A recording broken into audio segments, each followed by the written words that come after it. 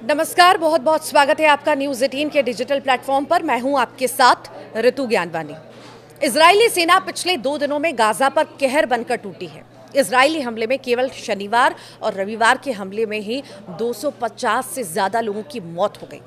रविवार की पूरी रात इजरायली सेना ने गाजा में तबाही मचाई और इस हवाई हमले में केवल एक दिन में 140 से ज़्यादा लोगों की जान चली गई है। जानकारों का कहना है कि पिछले 2 महीनों में गाजा पर इजराइल का ये सबसे बड़ा हमला है। इससे पहले 18 मार्च को इजराइल के हमले में 400 से ज़्यादा लोगों की मौत हो गई थी और बीते 4 दिनों में गाजा पट्टी में इजराइल ने अपने हमले और तेज कर दिए हैं। महज 4 दिनों में ही लगभग 400 लोग मारे गए और हज़ारों लोग घायल हो गए हैं।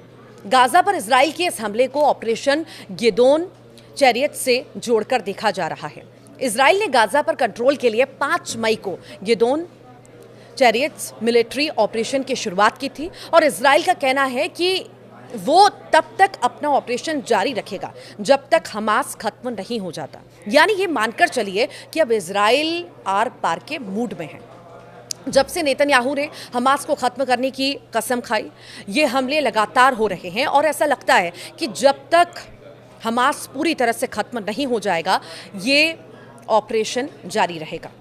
इजराइल ने अभी 2 महीने पहले मार्च 2025 में गाजा के अंदर फूड और फ्यूल सप्लाई रोकने का फैसला किया था।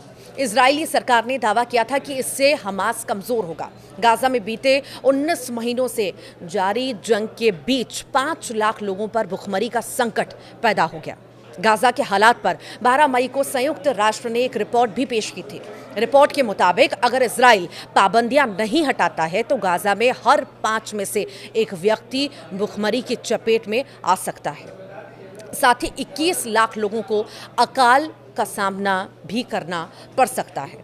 अक्टूबर 2023 में शुरू हुए इजराइल हमास संघर्ष में अब तक 61,000 से ज़्यादा लोग मारे जा चुके हैं और इस जंग का कोई और छोर ही समझ नहीं आ रहा। यूएन के वर्ल्ड फूड प्रोग्राम ने कहा है कि उनके पास खाने का स्टॉक खत्म हो चुका है।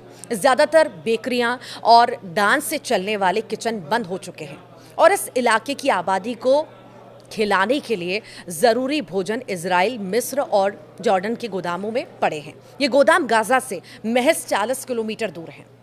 गाजा में WFP के गोदाम खाली हैं और एजेंसी अब 10 लाख लोगों को भोजन मुहैया कराने के बजाय सिर्फ 2 लाख लोगों को ही भोजन दे पा रही है, बना पा रही है।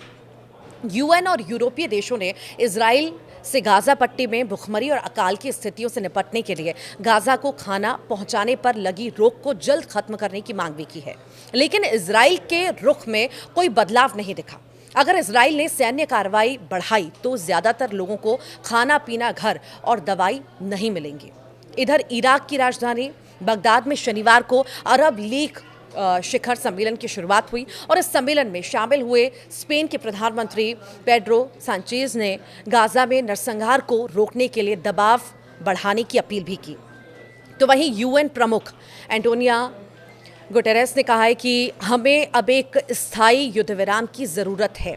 हम गाजा की आबादी के बार बार जबरन विस्थापन को अस्वीकार करते हैं। यानी इजराइल पर अब गाजा के खिलाफ हो रहे हमले और युद्ध को रोकने की अपील की जा रही है, लेकिन अभी तक इजराइल के रुख में कोई परिवर्तन नहीं दिखाई दे रहा।